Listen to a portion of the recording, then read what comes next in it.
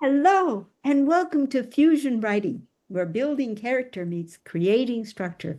We are in a whole new month, the month of October, the month of pumpkins and bonfires, corn mazes, Halloween, and a whole new month of topics. Victoria teased us yesterday. Now let's see what she's got to tell us. Victoria? Okay, so you may recall last module we talked about narrative distance. That is the distance between the reader and what's happening in the story. And there's many ways that you can break that down. So you may recall back in August, I talked to you a little bit about narrative hydraulics. Remember when we talked about the ways that you can break up the speed of a story by speeding up or slowing down your reader? An obvious example of this is just white space on a page. If you end a page so that it's all white space with maybe just a few words, that gives your reader a pause because the eye flows over the white space and then they go on to the next page.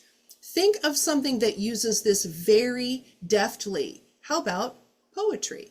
So that's my first quick tip when you're thinking about narrative speed. If you want to experiment with how can I speed up or slow down a story idea, jot it out in a poem. Just jot out a paragraph, break it apart, shorten some lines, make some other lines longer, shorter, longer, and feel how that moves you through that little paragraph that you've written. The reason I give you that pro tip first is because I want you to think about how you move text around on the page as I describe today's lesson. So let's get into it. What is narrative speed? What does that look like? How do you control that? Well, obviously with white space is one way. Another way is using contrasts. So that's what we're going to focus on for this module. I want you to think in terms of how do you use contrasts in order to speed up or slow down your reader? Well, you have to put yourself in your reader's mind a little bit. And as a reader yourself, think of things that compel you through the text. What keeps you turning pages late into the night because you just can't wait to find out what's going to happen? Those kinds of devices are the things that speed the reader through. It could be things like cliffhangers. It could be things like rapidly revealing clues. It could be asking and answering questions. So if you ask a leading question at the beginning of a chapter, and you pepper that chapter with continuations of the question, your dear reader is turning those pages quickly, wanting to get to the answer so they can get to the next section. That's one of the ways that you move the reader through. The example that I want to focus specifically on for us is, I want you to think not only about using white and open space versus blocks of text. How many of you have hit a long block of text and been like, wow, this is going to take a minute because you got to wade through it. It slows you down. So now that's a second tool in your kit. Do a free write. Sit down, set a timer for 20 minutes, put your pen on the page, and just fill a whole page with text. Doesn't even have to make sense. Just write out a story idea, quick and dirty on the page. Look at the difference between that paragraph exercise where you're separating those long in pieces out on the page versus that long block of text. Very different experience visually, and certainly changes the speed at which the reader moves through it. So now let's go back to my question about opposites. Let's say you want to build a scene where your reader is worried. Well, what does worry do? Worry makes us want to get through it. Nobody wants to sit in anxiety and worry and tension forever wondering, is this character going to make it? So you can use tension, anxiety, worry as part of the scene to move that reader through, because nobody wants to sit with those feelings forever. So what's the alternative? It's calm. It's serenity. It's maybe revealing something that makes your reader go, okay, we're good. Whew, dodged a bullet there. So let's go on to the next chapter. Maybe they go make a tea and they come back, take a break because it's calm. That's the one I want you to play with. So you've got two exercises. You've got one, breaking up text and moving it around the page using space. And you've got another one, just write out a long block of ideas. Just keep that pen moving on the page to fill a page. And then look at the ideas you've written through the lens of using tension, anxiety, or worry, or even some kind of threat, something they're concerned with, and then using calm, serenity, a more grounded scene, a more stable state of mind for that point of view, and see how you can play with moving through the things that are uncomfortable and land thing that is calming and serene. That, my friends, is your challenge, because that is a real life experiment in narrative speed. And if you become adept at it, you will find you will naturally begin to use it in your writing. And then you have a superpower. I'm not going to say any more because there's a lot more to say on this one. We've got 6 more to get through. But for now, play with tension and calm, and play with white space and text, and just see how you can move that story along and move that reader quickly versus slowly. That's all I've got for you, Kathleen. Wow. Oh my gosh. Thank you so much, Victoria. What an incredible wealth of new information. Who would have thought that you can actually speed up the pace at which your reader reads your text? I certainly know of a certain set of 7 novels that at my age, I read them 1 year at a time as they came out. And no sooner did I get the next book than I just read it as fast as I could because I had to get through it. And then I took a deep breath. Ah, ah, ah.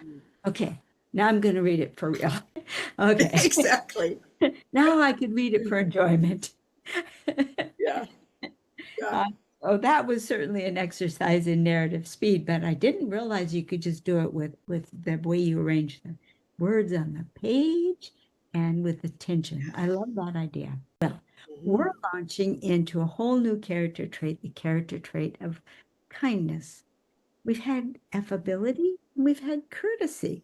Well, we thought affability and courtesy were an awful lot alike, but we said, no, not really, because affability is the face that you prepare to meet the world in general. You put a nice look on your face and you walk down the street or you walk through the office. Whereas courtesy was more one-on-one. You hold the door for the next person, you catch the elevator, you pick up something that someone dropped, you say please, you say thank you. Very just general, but there's a one-on-one. So it's a little bit more personal. Now, what about kindness? Kindness involves a certain amount of sacrifice. The person who's going to give kindness has a process to go through. Number one, you have to notice if there is a need. You have to care enough about the need. You have to get up your courage a little bit. Am I going to intrude on that person's space enough to offer a kindness? Is that going to be seen as invasive? There's a risk involved in kindness. And then you really actually have to go out of your way a bit. And sometimes kindness can be huge. And sometimes it can be really quite minor. But kindness always involves those 4 steps. And so kindness involves a noticing, a compassion. It's a very pointed look at another person. You notice them enough to discover the needs that they have.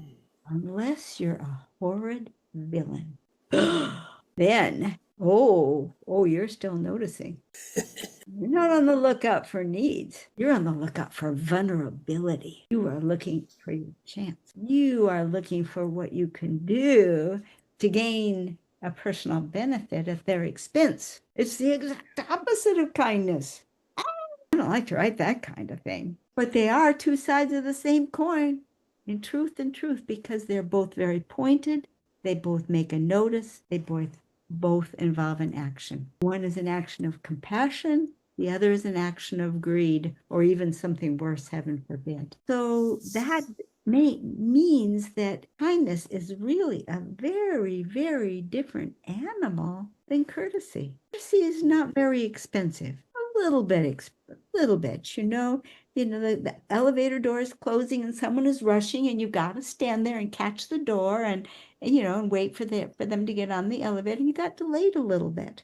A little bit of a cost, not too much. Affability is basically costless, except for the fact that you then invite somebody, if somebody's looking for somebody to do them a favor, the one with the affability is the one that's probably going to get asked. There's a little bit of a risk there too, but not much. So you can see that each of these 3 narrows in on the focus and takes a little more cost on the part of the person who is the giver of the kindness. Since we talk about giver and we talk about receiver, it means we have two completely different ways of looking at kindness when it's time to shape our characters. You think about it as well. A character who is wounded, who has been taken advantage of, who's been the victim of that villain, might be very suspicious of kindness. They might not be ready to accept kindness. It might be, oh, yeah, I've been here before, and yeah, it didn't end up well.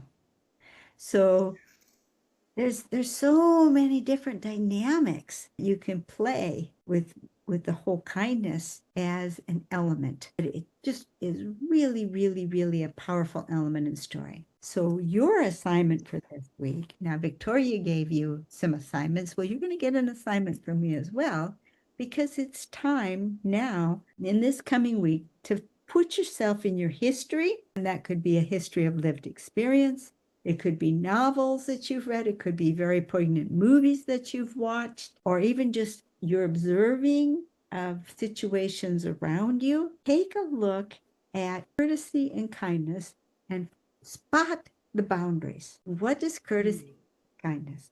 When does it go? When doesn't it go? When is it received? When isn't it received? How much risk is entailed with the courtesy? And just play with these ideas so that you can understand where courtesy leaves off and kindness begins, so that you can begin to capture that element into your story when you assign courtesy to one of the positions on the character profile diagram, which is what we'll take up next week when we talk about the voices of courtesy. Anything to add, Victoria? Oh, holy moly. So, isn't it fantastic when these things just dovetail beautifully? Think about what Kathleen has just given you here. She's given you another aspect of narrative speed without even knowing it. Take the instance of playing with the concept of kindness and the different ways that it might drive or slow down either a main character or a villain. Now you've got two layers, because they're each using it in different ways for different reasons. One character may be an easy read because they are using kindness. They're using it as a superpower, and you're just easy peasy reading through that character. But your villain is using it in a very different way, and that makes you want to find out, what is he going to do with it? So right there, you've got yet another example of how you can use something as simple as a character trait as a driver or a slower of story speed. Good stuff, guys. You can't get this anyplace else, and you can't get it as reasonable. But hey, Kathleen, where can they find us? You can find us at LiLLiPub.org. This is where we hang out when we're not in YouTube land.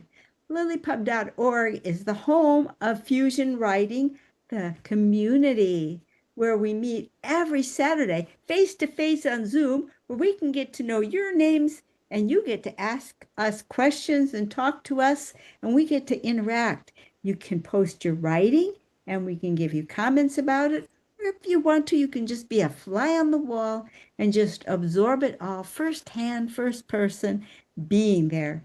LiLLiPub.org. It's the best $8 a month you will ever spend. See you over there. Bye-bye.